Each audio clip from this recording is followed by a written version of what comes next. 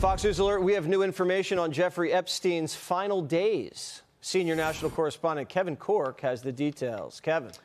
Evening, Jesse. The media, of course, spent years trying to tie the president to Jeffrey Epstein. You even heard it this week, claiming they were best friends for years. Only now records actually show that Epstein hated the president, because he turned him into the cops.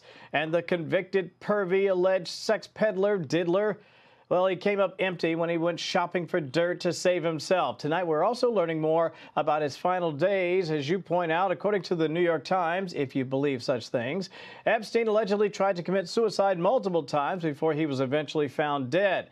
FBI agents said his cell was filled with ropes and sheets and other linens that were not allowed. So how did he get that kind of contraband? Epstein also reportedly made multiple nooses himself. Learned how to do it, I guess. His cellmate, an ex-cop and convicted murderer, said that Epstein repeatedly asked him to make a noose and that Epstein was looking for any way out of his cell possible. In fact, according to his attorneys, there were handwritten notes offering prosecutors alleged dirt on Trump, but he didn't actually have anything, though his lawyers were still trying to cut a deal to reduce his sentence. Vice President J.D. Vance, for one, isn't surprised. He says Epstein always hated Trump. One of the things you see in the Epstein emails is that Jeffrey Epstein hated Donald Trump and that Donald Trump literally reported Jeffrey Epstein to the police.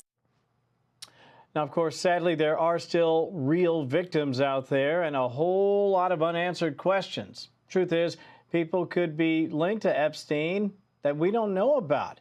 And the Veep says he won't be satisfied until all the bad guys are put behind bars.